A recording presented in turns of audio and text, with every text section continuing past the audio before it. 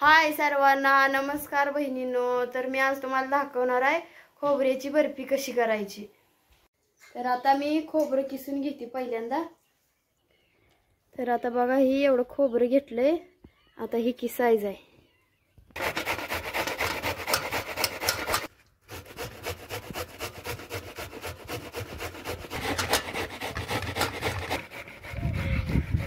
आता हो गाई, हे एवढं किसून घेतलंय। आता हे एवढं बाकी राहिले। आता एवढं किसायचं आणि नंतर भाजायचं। दाखवते तुम्हाला, त्यावर ब्लॉग कंटिन्यू करा। ॲक्च्युली तुम्हाला सांगायचं राहून गेलं, मी वल्या खोबऱ्याची बर्फी करते, वाळ्या खोबऱ्याची पण करते ती, पण आमच्यात वल्लं खोबरं होतं त्याच्यामुळे मी वल्या खोबऱ्याची करायला लागले। तर बघा, आता इथं सगळं माझं खोबरं किसून झालेलं आहे। आता तुम्हाला दाखवते मी कसं भाजायचं आणि कशी बर्फी करायची ते। तर आता मी कढई घेतली इथं आणि त्याच्यात जरा तूप टाकायला घेतले। तूप भाजायला खोबरं चालू करून खोबरं पहिल्यांदा भाजून घ्यायचं आपल्याला तूप टाकून।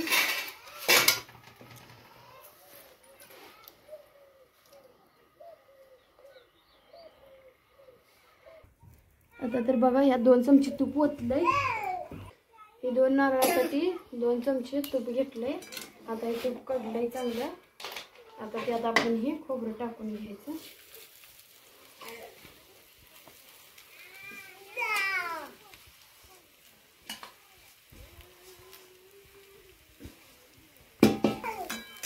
आता हे चांगलं हलवून घ्यायचं, म्हणजे तूप सगळं मिक्स होतंय। म्हणजे असं सगळं खोबरं मिक्स करून घ्यायचा, लाल होईस्तोवर भाजायचा।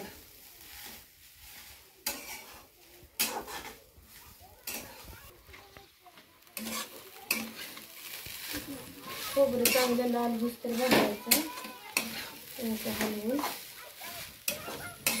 त्याच्यामुळं आपली बर्फी छान लागते। बघा, आता हे खोबरं लाल भाजून झालंय। आता 1 वाटी साखर घ्यायची। साखर 1 वाटी मोजून घ्यायची।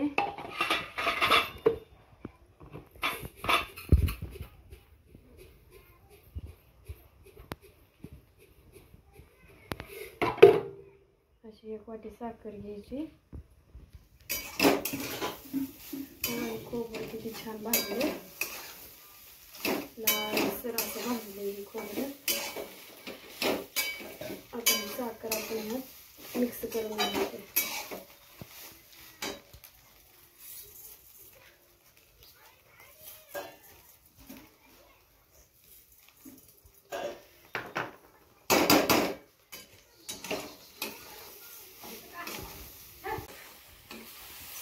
साखर टाकून झाल्यावर असं सगळं मिक्स करायचं साखर वगैरे अशी, जेणेकरून साखरेला पाणी सुटतंय।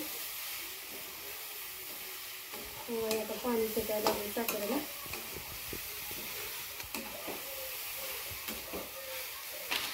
साखर टाकून 5 मिनिटं गॅसवर ठेवायचं। असं हलवत राहायला लागतं सारखं, असं हलवायचं सारखं, नाही चिकटतंय।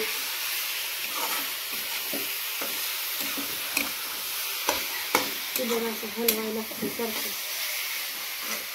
नाही सगळं त्याला गट्टा होऊन बसतोय नाही हलवलं तर। आता हे झालंय सगळं, बर्फी तयार होत आली। आता तोपर्यंत आपण ही ताटलीत थोडं तूप ओतून घ्यायचं, जेणेकरून बर्फी निघते।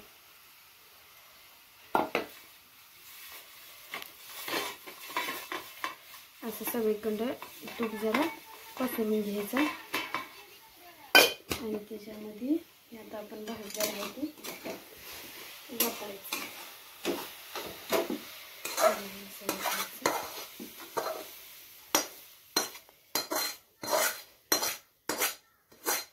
आता हे सगळं ओतून झालं।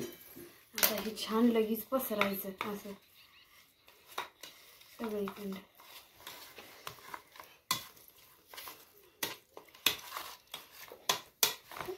असं हे सगळीकडं लगेच पसरून घ्यायचं आहे ताटलीत पूर्ण। आता तुम्हाला हे मी साध्या पद्धतीनं सांगितलंय कसं करायचं।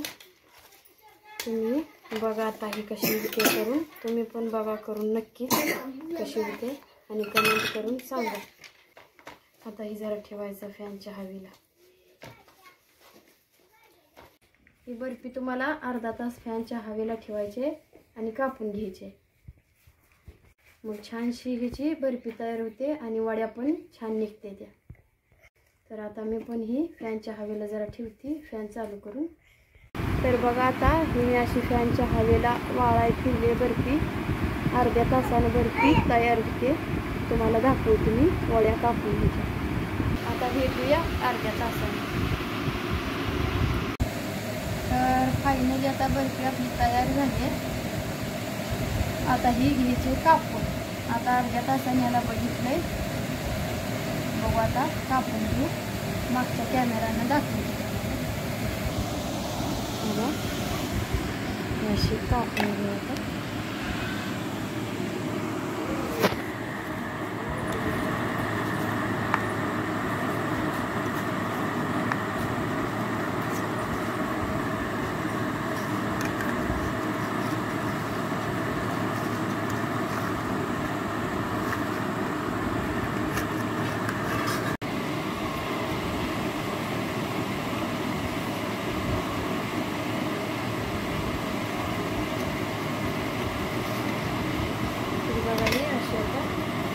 काढून घेतली.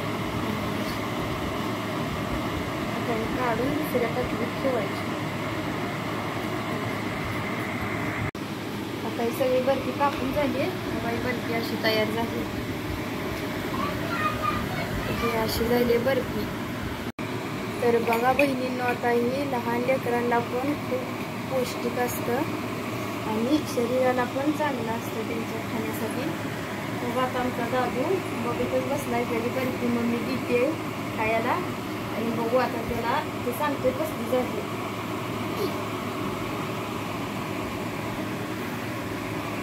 कसली झाली चांगली. त्याला आता टेस्ट करून बघितली कशी झाली आणि ती तर म्हणतोय छान झाली. आता तुम्ही पण करून नक्कीच बघा आणि कमेंट करून सांगा कशी झाली रेसिपी.